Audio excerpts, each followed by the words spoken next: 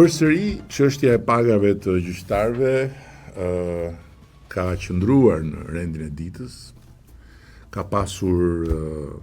shumë komente, ka pasur shumë çuditëra, ka pasur dhe shumë absurditete që e kanë shoqëruar këtë debat ku për fat keq përmes disa shoqatash, dy shoqata gjyqtarësh dhe një shoqat prokurorësh,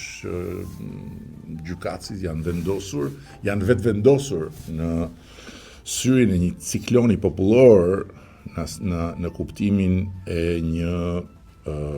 pakënaqësie popullore lidhur me kërkesën e tyre për të rritur pagat. Dhe këtë e tregojnë jo vetëm të dhënat e anketimit tonë të brendshëm, që janë rreth 90% e shqiptarëve që refuzojnë idenë që gjykatësve duhet të rriten pagat, madje ka 1% e tyre që thonë duhet të ulen pagat, gjë që është absolutisht e padrejtë, e pamundur dhe e pamenduar nga askush. Ndërkohë që vetë pa justifikueshëm se pagat e tyre po ulen për shkak se pagat e tjerëve po rriten. Do me thënë, edhe një herë, çfarë ne kemi bërë me reformën në drejtësi ka qenë shpreha e një vullneti shumë të fortë edhe në drejtim të rritjes pagave të gjyqtarëve. U kemi dhënë atyre mesazhin që taksa paguesi shqiptar do të bëjë një sakrificë dhe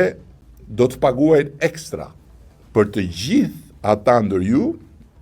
që pasi të kalojnë procesin e vettingut do të përballen me sfidën e madhe të pavarësisë së pushtetit gjyqësor dhe të ndërtimit të një ngrehine solide bazuar mbi parimet dhe vlerat e kushtetutës dhe të jetës demokratike